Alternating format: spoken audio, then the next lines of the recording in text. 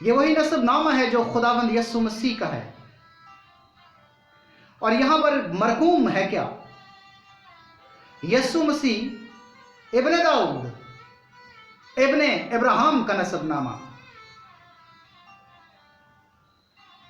यहां पर सोचने, समझने, सीखने, अमल करने की बात है क्या? यहां पर लिखा है कि इब्ने दाऊद, लेकिन दाऊद के वालिद का नाम इब्राहिम तो नहीं था। यह क्या बात है? हजारों साल पहले फकीर फरीसी भी यही सवाल किया करते थे खुदावंद यीशु मसीह से। उन्होंने भी कहा कि अभी तेरी उम्र इतनी तो नहीं हुई, अभी तू 50 साल का तो नहीं हुआ, क्या तूने खुदा को देखा है? मेरे मसीहा ने कहा, इससे पहले कि इब्राहिम पैदा हुआ मैं हूं। खुदावंद यीशु मसीह ने कहा कि मैं हूं। यह वही बात जो खुदा ने हजरत मूसा अलैहिस्सलाम को दी कि मैं तेरी मानिद। अब खुदावंद यीशु मसीह मूसा की मानिद कैसे हो गए? आपको मालूम है कि जब हजरत मूसा अलैहिस्सलाम की पैदाइश हुई तो फराउन ने यह हुक्म सादिर कर दिया, उसने दाइयों को कह दिया कि वो बेटे जो 2 साल या इससे छोटे हैं उनको कत्ल कर दिया जाए। पहली बात कि जब उनकी पैदाइश हुई कि खुदावंद यीशु मसीह मूसा की तरह कैसे है, उनकी मानिद कैसे हैं। और जब मेरे मसीहा की विलादत मुबारक हुई उस वक्त भी हेरोदेस ने हुक्म सादर कर दिया कि वो बच्चे जो 2 साल या इससे छोटे हैं उनको यरूशलेम में कत्ल या बैतलहम में कत्ल करवा दिया जाए। इसी तरह हजरत मूसा अलैहिस्सलाम बनी इस्राएल कौम को लेकर चलते रहे, उनके पेशवा रहे, उनको लीड किया 40 साल बेयाबान में लेकर खुदा उनको बर्दाश्त करवाता रहा, उनको दश्त में, बेयाबान में उनकी कोताहियों के साथ। और हजरत मूसा अलैहिस्सलाम ने बनी इस्राएल को मुल्क मिस्र से जो गुलामी का घर था वहां से निकाला, आजादी, छुटकारा, रिहाई दिलवाई। इसी तरह मेरे मसीहा ने और इस जहान के मसीहा ने जब उन्होंने देखा कि अब हजरत आदम इस काबिल नहीं रहा कि उसके गुनाह मिटाए जाए, और खुदा ने अपने बेटे को भेजा ताकि इस नस्ल को, हजरत आदम को, वो उसके गुनाहों से छुटकारा दे। वो छुटकारा कुर्बानी के बगैर मुमकिन नहीं था।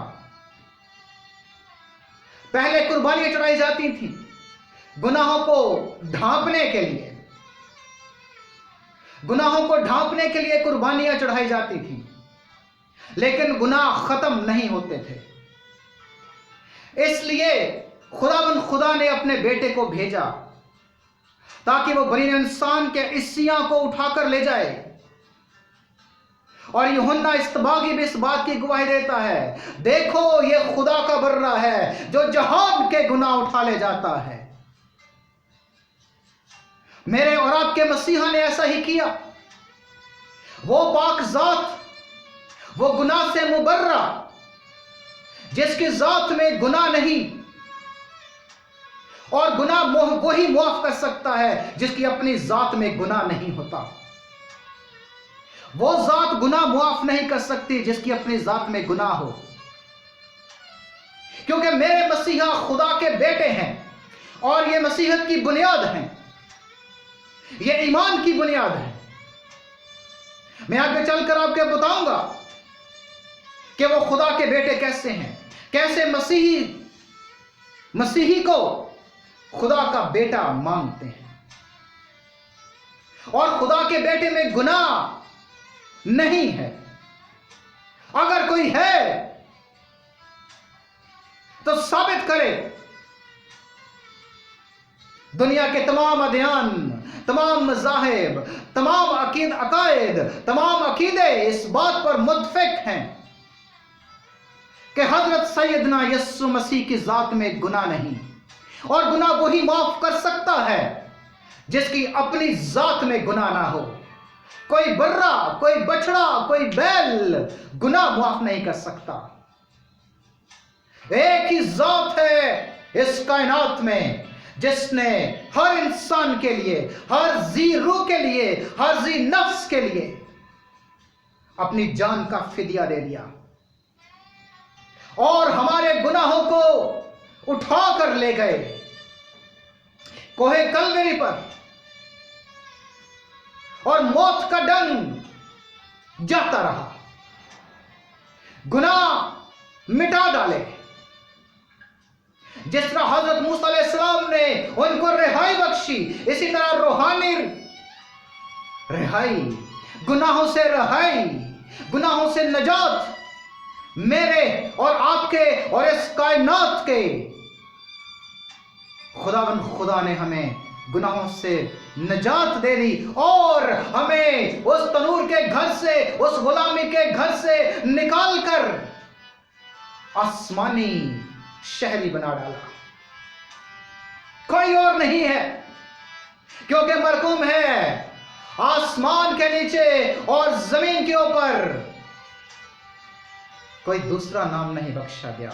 एक ही नाम है जो सब नामों से आला है, एक ही नाम है जो सब नामों से उत्तम है, एक ही नाम है जो सब नामों से पवित्र है, एक ही नाम है जो सब नामों से जलाली है, और वो यीशु मसीह रूहुल कुद्स